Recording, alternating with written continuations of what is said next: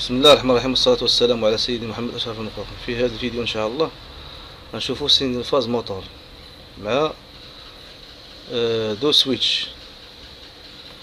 يعني هذا مونوفازي. ال هو الفاز، غيدخل من هنا أحمر، يخرج من الديجانكتور يمشي ال دو، من ال دو يخرج من تي دو ويمشي للموتور.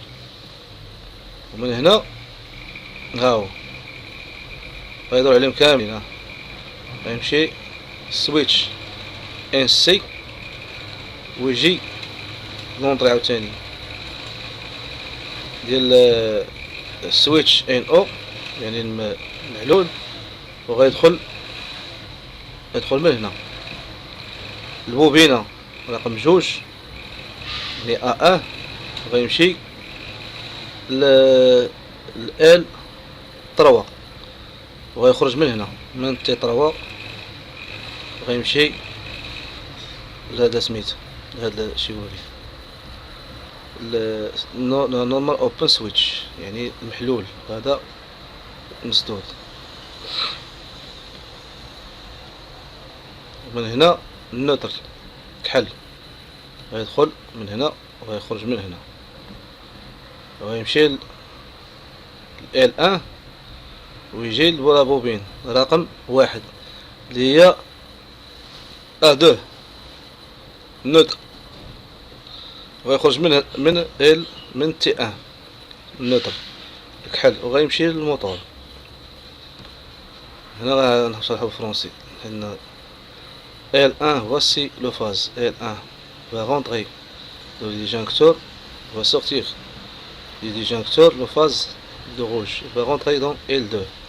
Ensuite, il va sortir de L3 vers le moteur. Ensuite, il va alimenter switch ici, et le switch il va rentrer et sortir du switch. Ainsi, il va rentrer dans le switch NO, switch NO.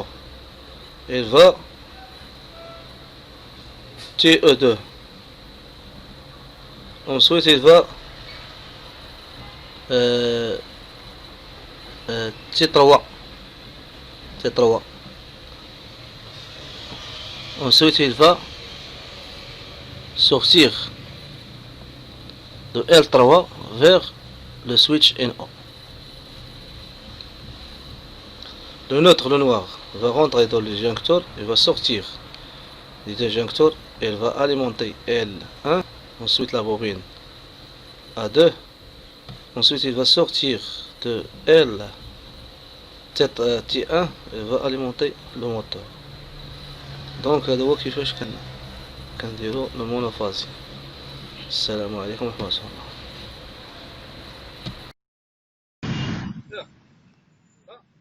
بعيد شوي. بعيد مزيان دابا. خصك تقرب. دابا